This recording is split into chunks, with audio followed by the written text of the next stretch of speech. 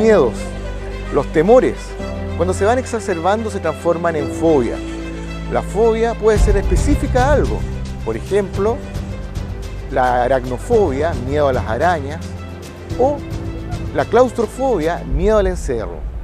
Pero también existe el pánico, y muy frecuentes son las crisis de pánico.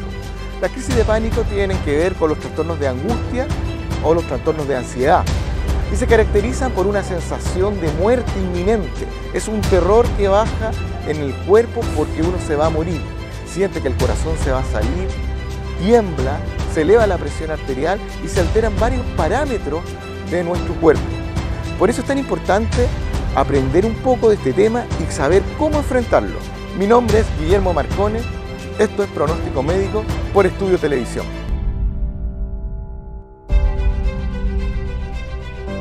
Hola amigos, bienvenidos a un nuevo programa de Pronóstico Médico.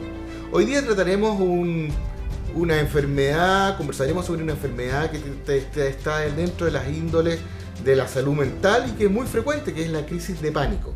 Para eso tenemos una invitada especial, que es nuestra psicóloga Verónica Lascano. Verónica, ¿cómo estás? Bien, Guillermo, un gusto estar acá nuevamente, así que gracias por la invitación.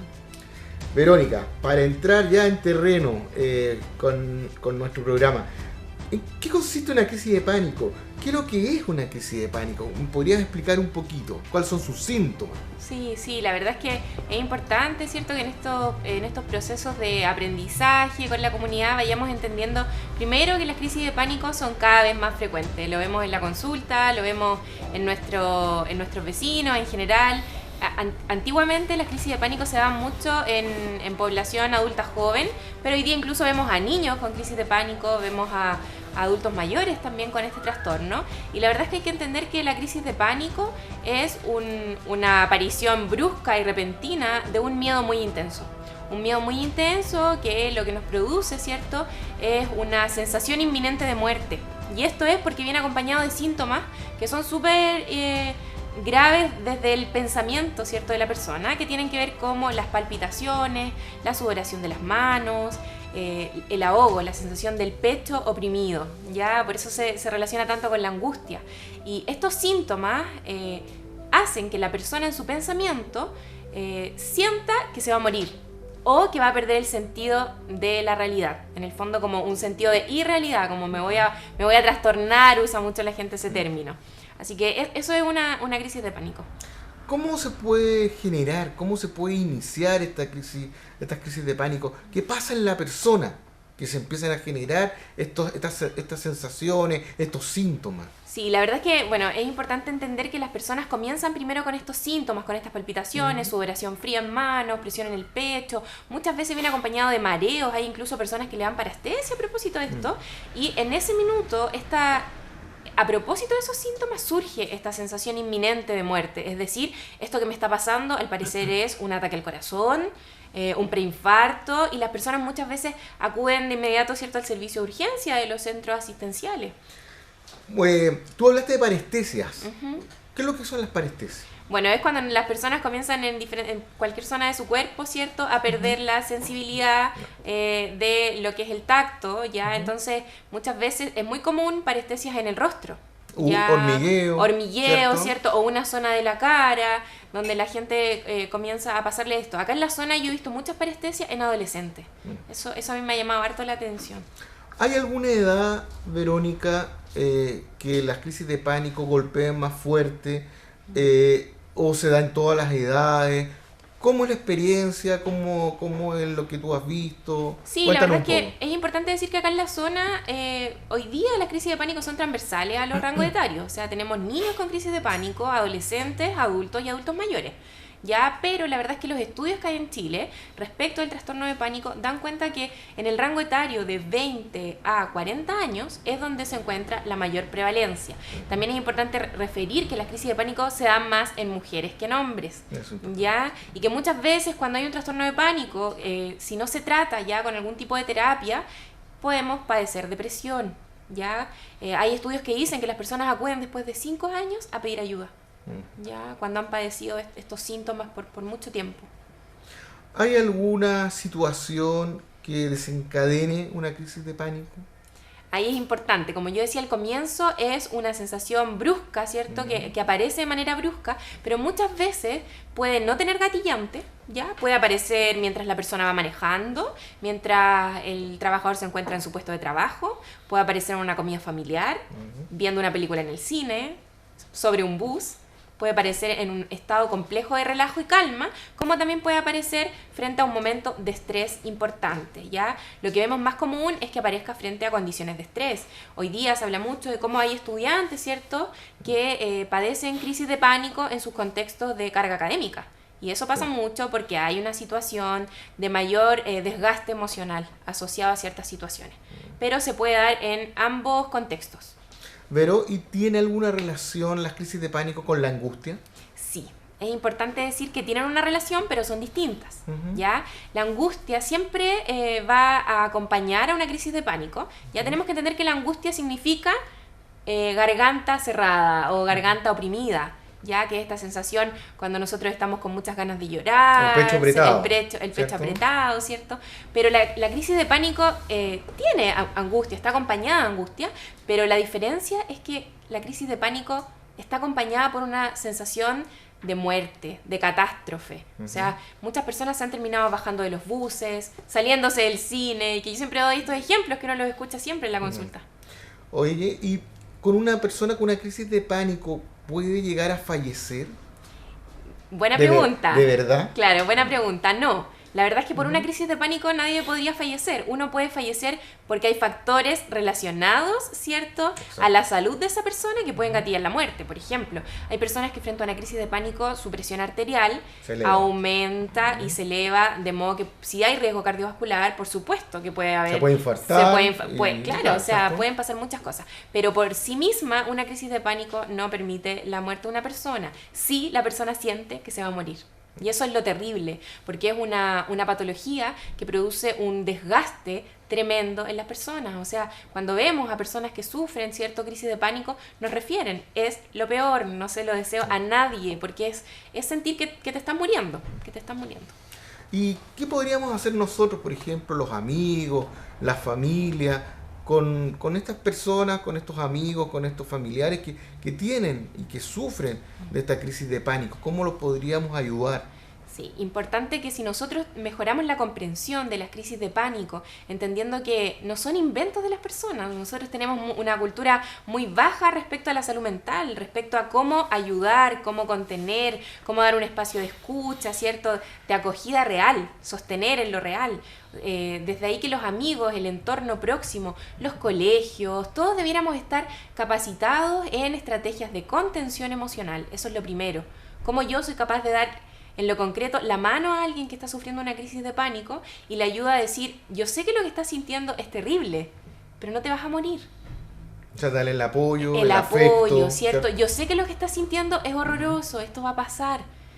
Si uno tiene agua en el acceso, poder dar agua a esta persona, poder en lo físico, la contención física, poder abrazar, poder dar la mano, ayudar a que esta persona pueda ir respirando mejor. Darle sensación de seguridad y protección. Exacto, porque en ese momento la sensación de catástrofe es máxima, ¿ya? Y la verdad es que ahí lo importante es que nosotros podamos estar preparados para acoger al otro. ¿Ya? Lo otro que es relevante tiene que ver con que muchas personas producen una dependencia física a propósito de las crisis de pánico, porque resulta que, y ahí es cuando aparece la agorafobia, ¿cierto? Que es la conducta de evitar, en el fondo, afrontar ciertos contextos sociales o ambientales porque tengo miedo que me dé una crisis. Entonces mucha gente comienza a evitar las aglomeraciones, los espacios cerrados, y se deteriora de manera significativa el cotidiano de esa persona. Desde ahí que la familia tiene que comprender esa angustia. Estas personas se aíslan más, por ejemplo, en el sentido en que no, yo no voy a subirme a un bus lleno o en el metro en Santiago porque me va a dar una crisis, o yo no voy a ir a una disco, por ejemplo, a bailar porque las aglomeraciones, más el humo, el tabaco, qué sé yo, me van a generar la crisis y van generando miedos que van aumentando y por lo tanto se van restringiendo y además quedándose solos un poco por tratar de evitar. ¿Qué es lo que has visto tú con respecto a esto? O sea, efectivamente, como yo le decía, el deterioro que se produce en la vida cotidiana de esa persona es tan significativa porque es un sufrimiento muy profundo. Entonces, produce un aislamiento social y muchas veces las personas inician conductas de riesgo, como por ejemplo el consumo de alcohol, el consumo de drogas, porque no logran en el fondo relajarse por otros medios o no piden ayuda. Es la manera como de evadirse. Exacto, y muchas veces es el no pedir ayuda. Entonces de repente nosotros encontramos casos donde hay consumo de alcohol, pero resulta que esto comenzó porque aquí había trastorno de pánico no tratado.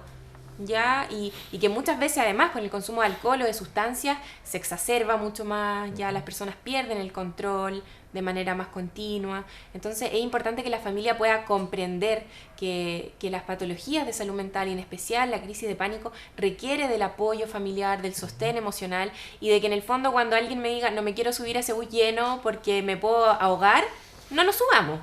O sea, ok, esperemos otro. Pero démosles cabida a esos momentos de autorregulación, porque lo que está haciendo esa persona es en el fondo prevenir, ¿cierto? Un contexto de mucho miedo, de mucho temor. Es probable que a lo mejor no le pase una crisis de pánico, pero sí esta persona se va a sentir mucho mejor si se va en un bus con menos gente, por ejemplo, ¿ya? Y mientras no tenga tratamiento, esas van a ser sus modos de autorregulación, y eso está bien. Y cuéntanos, Vero, ¿en qué momento nosotros debemos consultar a un profesional para este tipo de patología de salud mental y a qué profesional? Sí, es una buena pregunta porque la verdad es que en las crisis de pánico siempre debemos preguntar a profesionales de la salud y por supuesto que también a la medicina complementaria. Nosotros sabemos que hoy día tenemos diversas estrategias de medicina complementaria a las cuales podemos acudir, pero es importante siempre poder tener una evaluación médica ya y al menos una evaluación psicológica porque hay que distinguir. Lo primero que tiene que hacer el médico es pedirnos exámenes de salud. Tenemos que descartar alguna patología, ¿cierto?, que sea de otra índole y que esté produciendo estas crisis, como por ejemplo las alteraciones en la tiroides. La tiroides es lo más común, que nos encontremos con casos donde hay un hipotiroidismo no detectado, pero hay crisis ahí como de pánico. Entonces hay que hacer un buen descarte ya y hay que tener una evaluación psicológica para poder comenzar una terapia. Ahora, quienes no deseen participar o cierto ser parte de una terapia psicológica pueden acudir a terapias complementarias, ¿ya? Y eso es súper importante. Nosotros acá en la zona tenemos terapeutas complementarios, compañeros que trabajan con flores de Bach, con Reiki, con sanación reconectiva, con hipnosis, o sea, con diversas estrategias. Entonces, quien en el fondo no le haga sentido a la psicoterapia puede buscar otras líneas de trabajo. O sea, no solamente la crisis de pánico puede ser tratada con fármacos, con medicamentos o con psicoterapia, sino que puede haber una coayuda con todas estas técnicas. Sí, por lo general la verdad es que terapia complementaria. Sí, la verdad es que desde mi experiencia yo siento que cuando nosotros tenemos trastorno de pánico, ahí es importante hacer la distinción. Una crisis de pánico, la persona puede tener una crisis de pánico en la vida. Claro. Pero hay quienes pueden padecer un trastorno de pánico y ahí ya estamos hablando cuando las crisis se dan en un contexto de 4 semanas y persisten las crisis con una frecuencia de 3 veces por semana o una vez al día incluso. Ahí ya estamos en condiciones de iniciar tratamiento farmacológico porque claramente también nuestro sistema nervioso central se ha desregulado. Necesitamos ahí tener como ayuda desde las distintas áreas, así que es necesario. Perfecto. Vero, ¿y qué nos podrías tú contar o recomendar, hacer recomendaciones generales como para ya un poco ir cerrando el tema? ¿Qué nos recomiendas, qué le recomendamos a nuestra gente que padece de esto? Yo en mi experiencia me ha tocado ver hartos casos bien frecuentes, como dices tú, por distintas situaciones, a veces por una persona que está en duelo, el duelo le gatilló una crisis de pánico. Me han tocado ver personas que, por ejemplo, al entrar el túnel del melón le ha generado crisis de pánico y repetidas. Me ha tocado ver casos distintos, incluso personas jóvenes, trabajadores que por crisis de pánico prácticamente no pueden trabajar, están recluidos en su hogar, se sienten mal y durante mucho tiempo, un año y medio, que no han podido salir de sus casas. ¿Qué cosa le podrías tú recomendar a esas personas que nos están escuchando, que nos están viendo en este momento y que están tal vez padeciendo esto, que tal vez están aproblemados, acongojados por esto, porque se les están privando un montón de libertades, de oportunidades de trabajo. Sí. O sea, es muy amplio. Es muy deteriorante. Si finalmente lo que uno siempre va a recomendar primero es evaluar, ¿cierto?, nuestro estado de salud mental. Parte del autocuidado de las personas es poder evaluar y decir cómo estoy conmigo mismo, cómo estoy con mi entorno. Finalmente eso es la salud mental, es una dimensión del bienestar y en ese sentido tenemos que aprender a ver si estamos sintiéndonos bien o mal. Y en esa primera pregunta debemos aprender, y es algo que siempre reitero con harto énfasis, aprender a pedir ayuda. No podemos pensar, ¿cierto?, que somos superhéroes y que nos vamos a recuperar de manera mágica esperando en nuestra casa. Muchas veces tenemos que pedir ayuda, pero también tenemos que hacer cambios en nuestro estilo de vida. Importante la alimentación, la actividad física, poder construir y cambiar nuestro estilo de vida. ¿Estamos teniendo un estilo de vida saludable? ¿Estoy haciendo actividades recreativas que me permitan sentir satisfacción? O la verdad es que mi rutina es simplemente ir al trabajo y dormir.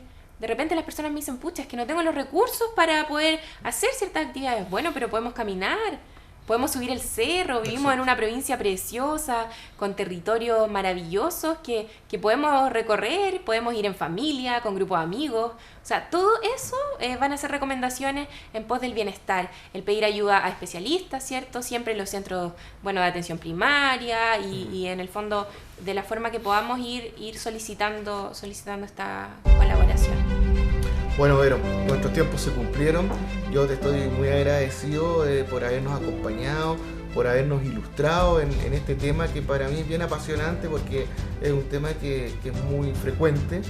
Y bueno, te dejo tu espacio para que te despidas de nuestro público. Desde ya muy agradecido y por supuesto el poder después tenerte a futuro nuevamente con otro tema tan entretenido como este. Sí, Guillermo, gracias. Agradecer a todos quienes nos están viendo, ¿cierto? Y escuchando. Dejarlos invitados también para cuando nos volvamos a encontrar. Y la idea es eso, es seguir construyendo juntos y aprendiendo. Así que eso, muchas gracias. Gracias, Vero. Bueno, amigos, cumplimos nuestro tiempo. Estoy muy agradecido por su visualización. Cada día llegan mensajes, palabras muy bonitas para nosotros que nos dan más fuerza para continuar este lindo programa. Así que están invitados desde ya para nuestra próxima edición de Pronóstico Médico y desde acá les agradezco mucho que nos estén viendo. Muchas gracias y hasta pronto.